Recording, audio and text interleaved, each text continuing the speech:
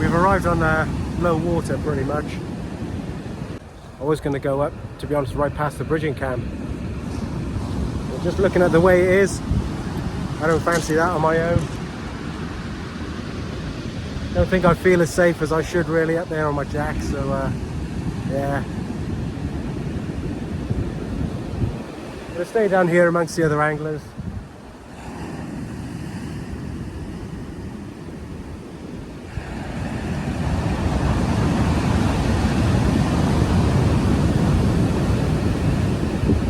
It's a bite or not, hang on.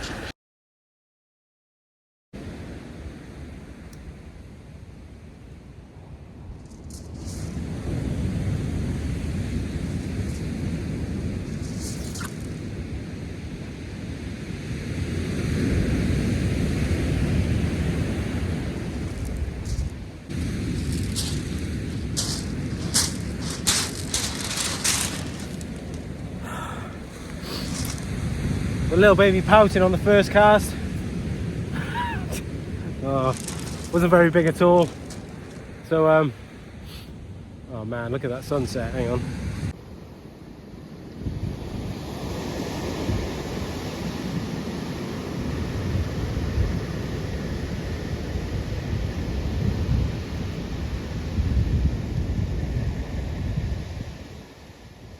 I brought the beach rod as usual on my 2 carp rods. I'm just going to fish with 1 rod for at least a couple of hours until the tide comes in a bit. Just concentrate my efforts on that. I've only just cast this back out and straight away there's a bit of weed on the line, which then dragging the line down, and it's far from ideal anyway. I left my shelter at home today because it's 3.5 kilos and I was planning on a big walk, and it's a pretty nice evening really, so I thought, oh, we'll just rough it out in the open. But as usual, we're going to be having a bit of dinner later, so I'll say later, it's going to take a long time to cook. So I just brought a little brolly with me, just to shelter the stove really. Just here's my little golfing brolly. That is it. So we're going to get dinner on the go in a minute. Gonna have pheasant tonight. Gonna do coq au vin on a camp stove on Chesil Beach. Can't wait. So I'm going to prep some veg. Let's get it going.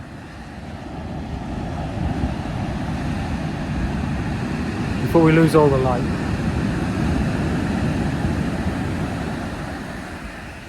I think I've got another pouting on there, to be honest, but I'm just going to leave it for a bit.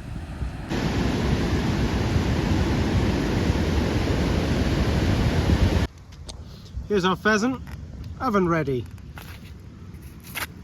Take the legs off.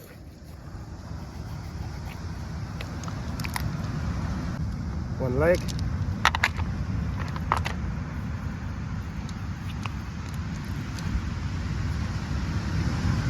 Two leg. And the breasts.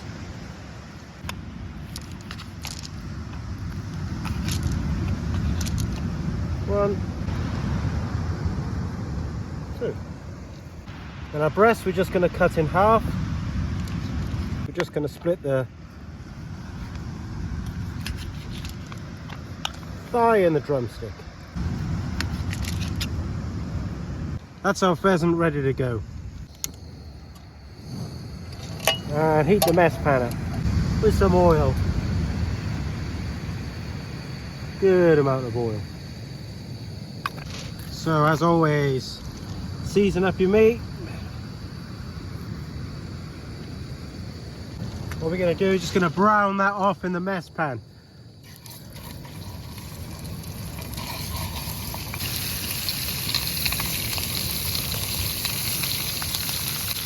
While that's happening, we're going to prep our veg. Probably looking at this taking about 2 hours to cook. Chill that out a bit.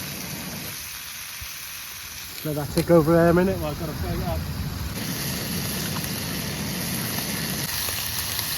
I had some pancetta left at home, so just going to use it up. Pop that in there.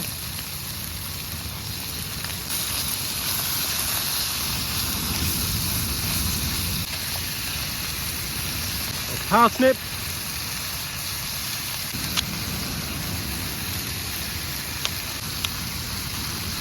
Need a bigger mess pan. Onion.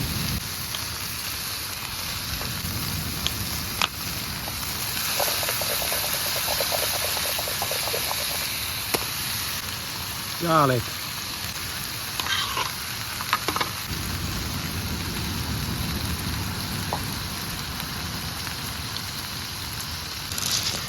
Right, that's all your veg in, so then we need to add our friend red wine. Normally coq au vin, you get your chicken, pheasant, whatever it is you're going to use, marinate it in red wine. Some people burn the alcohol off first, I never have, to be honest with you, but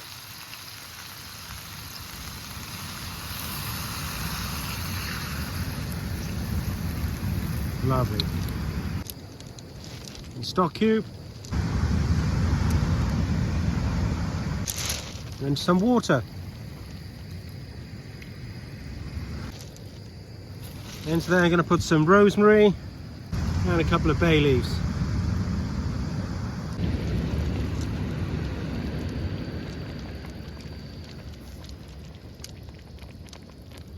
That's smelling amazing already.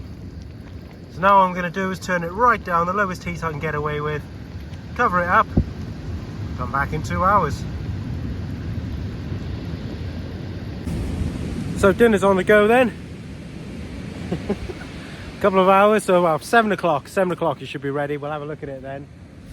I got it right on a low heat. Just going to forget about it. Well, that's not true. We'll check it after about an hour just to make sure it isn't boiling dry or anything horrible like that.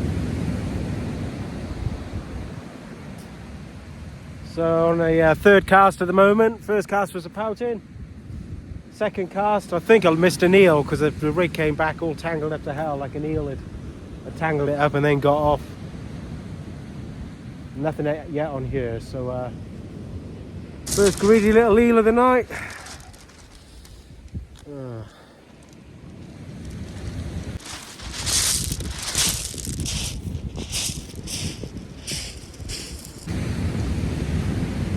It's better to be catching something than nothing. So I've put a second rod out now. I had another conger just now, same size as the other one.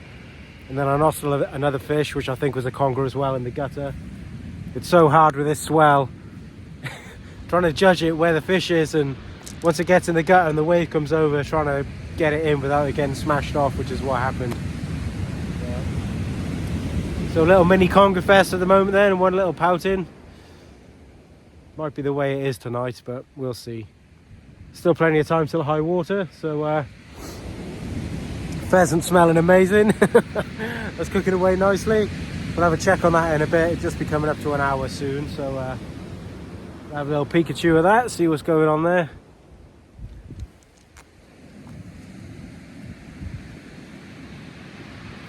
So it's a lovely evening though. It's nice and calm at the moment. It's just this mega swell. No winds really to speak of. Doesn't look like it's going to rain. Shouldn't have said that.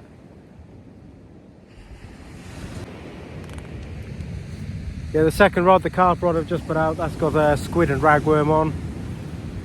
And on the other one I've got squid, razorfish and ragworm. That's where I just had the last conger on as well. Okay, so midway checkpoint on our pheasant then. Let's see how it's going.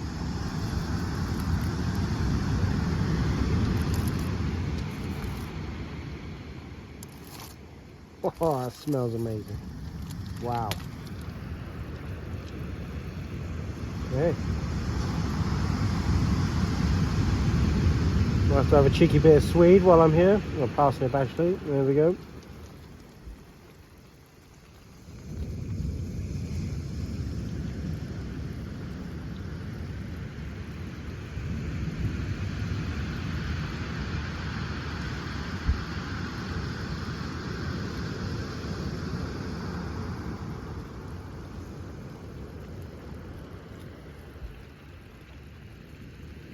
Oh my. Needs a bit longer.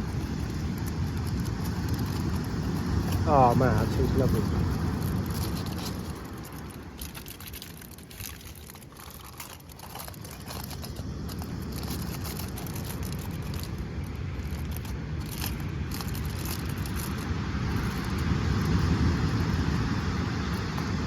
This is easily my personal best pouting.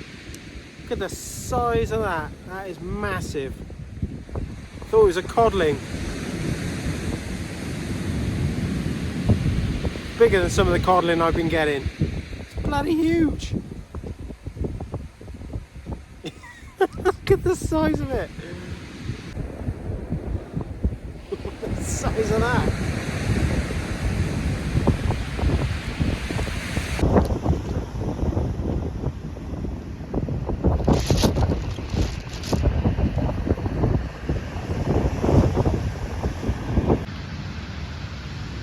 Right, let's have another peek then. See how we do it. I think what I'm going to do now as well is let it... Oh man, that looks beautiful, doesn't it?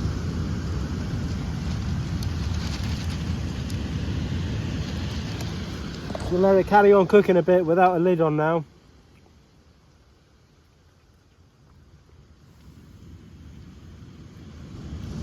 So the gravy can reduce and thicken up a bit. See the meat on the leg there just falling apart?